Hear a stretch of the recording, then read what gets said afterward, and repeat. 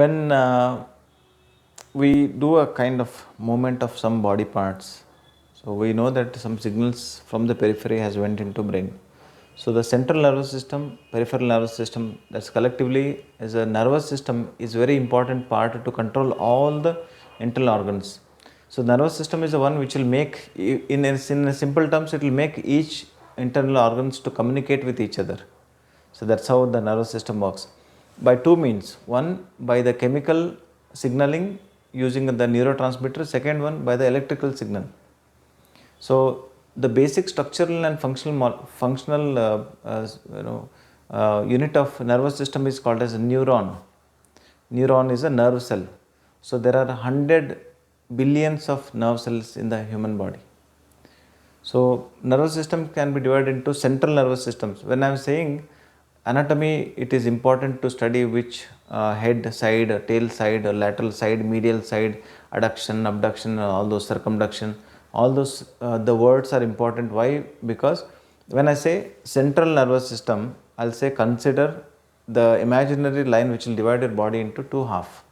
So the structure of the brain or structure of the nervous system which are at the center, we call it as central nervous system. So brain and spinal cord are the central nervous system parts.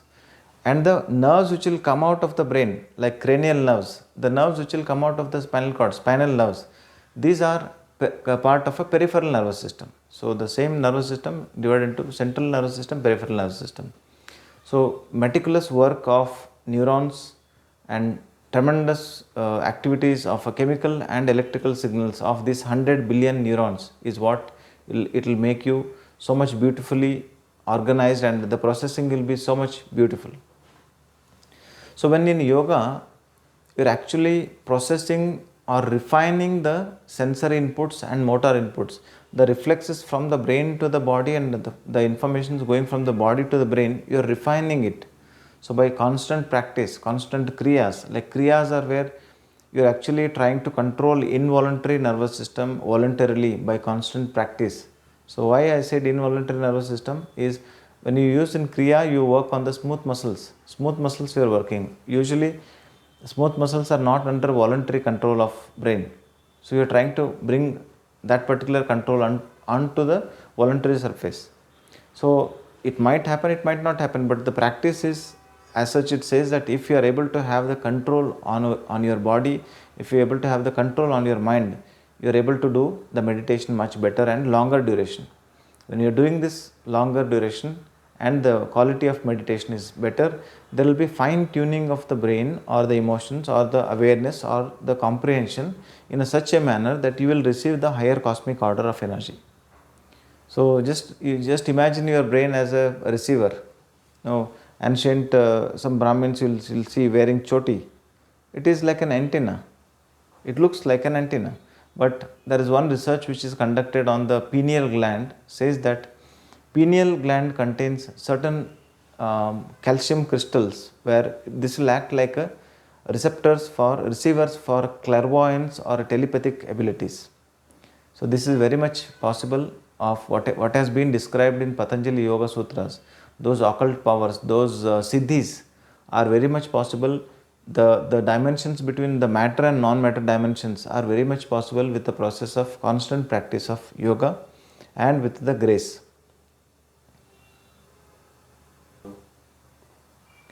So when you study about the brain, basics about the brain, which are the areas of the brain which are doing a specific function, temporal lobe, parietal lobe, occipital lobe and all this.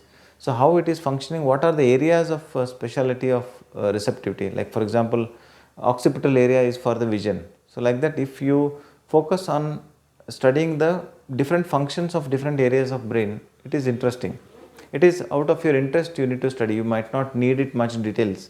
But when you are a yoga teacher, you are dealing with people with memory loss, or you are teaching them some concentration techniques, short-term memory, long-term memory techniques, then you need this information.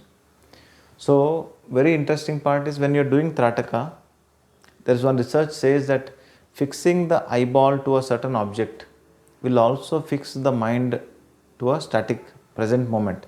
So research says this now, but those ancient yoga masters have discovered so long. They have done the Trataka technique or Jyoti Trataka or Bindu Trataka, whatever technique it has been designed, it is absolutely, it is designed to see the nature of the body, understanding of human anatomy and physiology to the certain, to an extent that they can have a control over this. And once you have control over this body and mind, you will achieve the impossible. Like impossible flexibility, impossible control of your mind, extra sensory perceptions. So siddhis, ashtasiddhis, whatever you know it, So for this different aspects, your study of anatomy and physiology is important, especially your nervous system. And nervous system, as I was mentioning, peripheral nervous system, you can just imagine like a cranial part, cranial nervous system, spinal nerves, and then it will again added up into voluntary control of nervous system and involuntary control of nervous system. In the involuntary control of nervous system, again it is divided into two categories, sympathetic and parasympathetic. Sympathetic nervous system and parasympathetic nervous system. One which will deal with fight or flight response, other one which will deal with rest and digest. So in the modern world, there is a change in the sympathetic and parasympathetic nervous system. There is a overactivity of sympathetic nervous system and less activities of a parasympathetic nervous system. So yoga is much more relevant to the modern world because modern world is a chaotic or multitasking or a sympathetic overactivity. Sympathetic overactivity will cause you non-communicable diseases. You will be more vulnerable for somatization, mind-body related diseases, non-communicable diseases. So with this aspect, yoga can be used as a preventive medicine or an integrative medicine, component of an integrative medicine, so that you can add this yoga module into the therapy profile and make it as a medical yoga also. So this is fascinating field of integrative medicine, medical yoga or beyond. For you to reach this stage, at least you need to learn some basics from this 200 hours teachers training program or 500 hours teachers training program. When I was saying about nervous system, the stretch is also a part of nervous system. Reflex action is also part of nervous system work. When you stretch certain group of muscles, it will send a signal through the Golgi tendon apparatus. So there is a particular structure called as the Golgi tendon apparatus. Each muscle fiber have its connected nerve endings to that. So when you are doing certain stretch, you are actually signaling all the nerve connected to each muscle fiber. Then the information goes to the spinal cord. From the spinal cord, information goes to the brain. So this is called as sensory input from the peripheral part of the body to the central nervous system. And then brain will process in its own way based on the inputs which is received from the sensory signalings. It will give you a control mechanism in the same loop or similar loop as a feedback mechanism. We call it as a motor. We call it as, you imagine like a electrical circuits. So information going from here to the brain is sensory circuit. Information going from the brain to the sensory or end organ is a motor circuit. So sensory and motor circuit together comprises of a neuronal arc, the reflex or response towards the stimulus.